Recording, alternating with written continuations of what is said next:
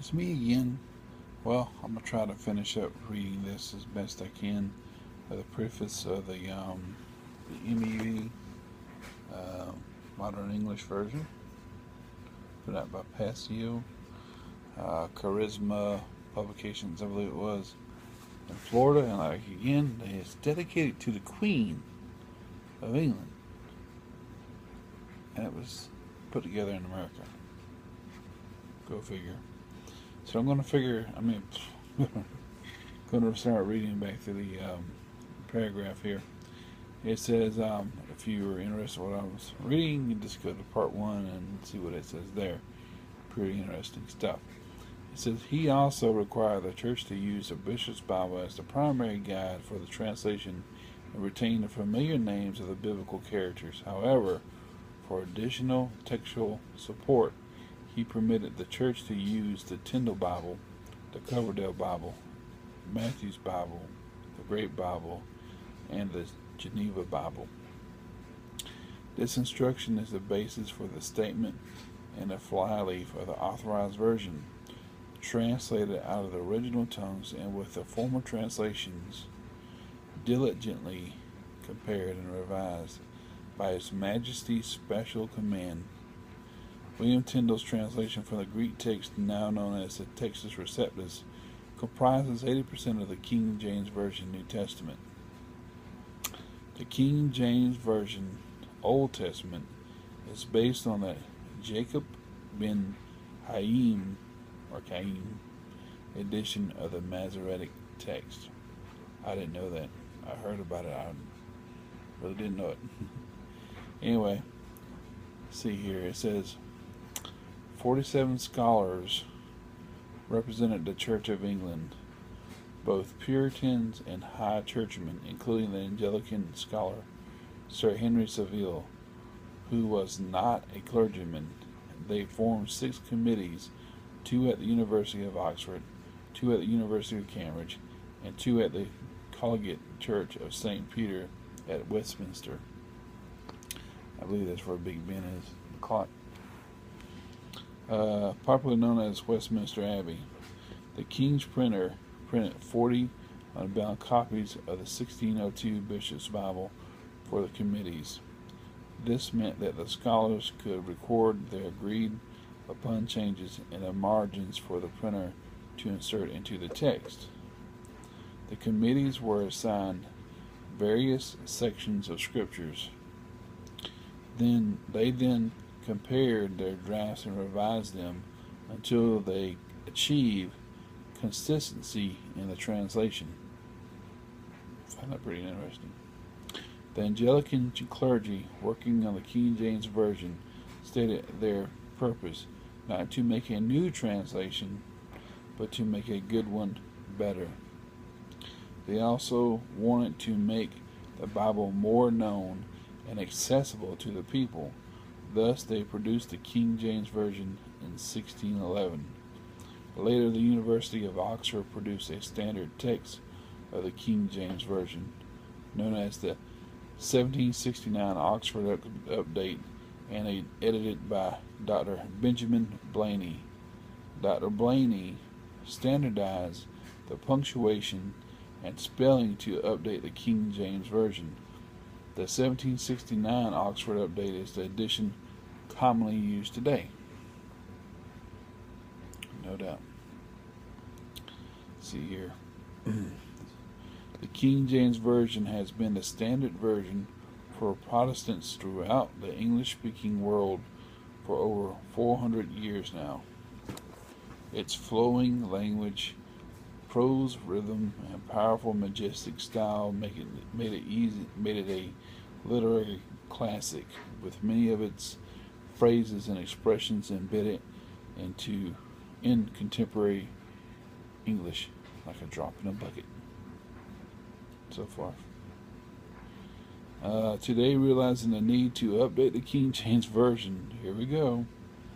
For the 21st century, 47 scholars serving as professors or chaplains to the armed forces of Her Majesty Queen Elizabeth II and to the United States Armed Forces, comprising the Committee on on Bible translation under the leadership of the senior editorial advisor, Dr. Stanley M. Horton, and the chief editor, Dr. James F. Lindsay, have joined forces to produce a more updated edition of the King James Version called the Modern English Version, which is based on a modern English vernacular.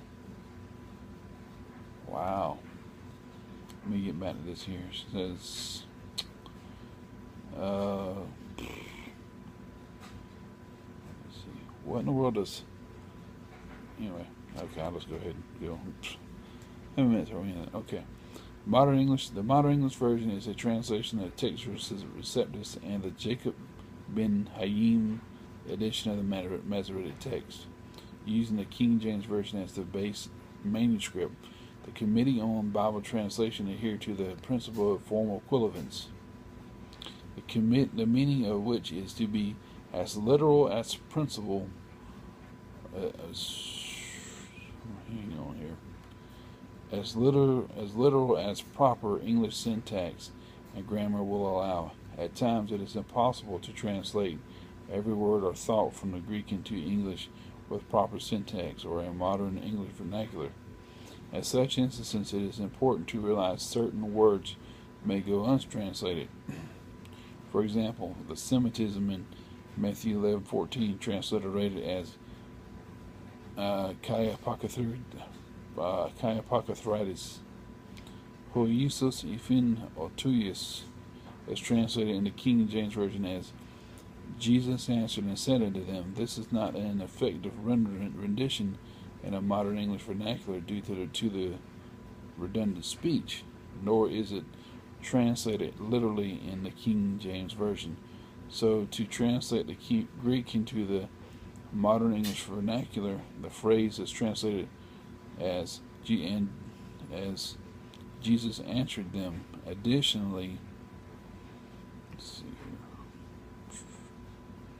Okay, so they're taking words out because they don't think they can. King James had it great. Now they're taking words out. Okay. All right. Additionally, the original translators of the King James Version did not translate the Greek ho as translated as the, nor did they translate apocryphitis literally as answering. Their goal was to use proper English syntax and modern English vernacular of their day, yet by leaving certain terms untranslated in this update, it may appear that a Greek text other than the Textus Receptus may have been used. Such is not the case. A different English rendering is being used to retranslate the Textus Receptus while updating the King James manuscript. Okay. When using the Textus Receptus as the base text for the contemporary English translation, ooh, it's telling on itself. Contemporary English translation. Like the CEV maybe. The translators cannot use archaic, non-standard, purely literalistic English, nor fail to use what is known today about linguistics and ancient literary and cultural understandings in contemporary English translations. The original translators of the King James Version had this same approach for their own cultural and linguistic setting. Okay. The original motive for creating this translation was to provide an update by military chaplains for the troops so they could understand the King James Version better. This project grew larger than anticipated in the search for academically qualified scholars when the chaplains enlisted the help of those who were not chaplains to get the job done, and when an unexpected publishing opportunity was offered. The target audience grew from the military to the entire English-speaking world. The translators began their work on June 2nd, 2005. They completed the New Testament on October 25th, 2011, and the Old Testament was on May 28th, 2014.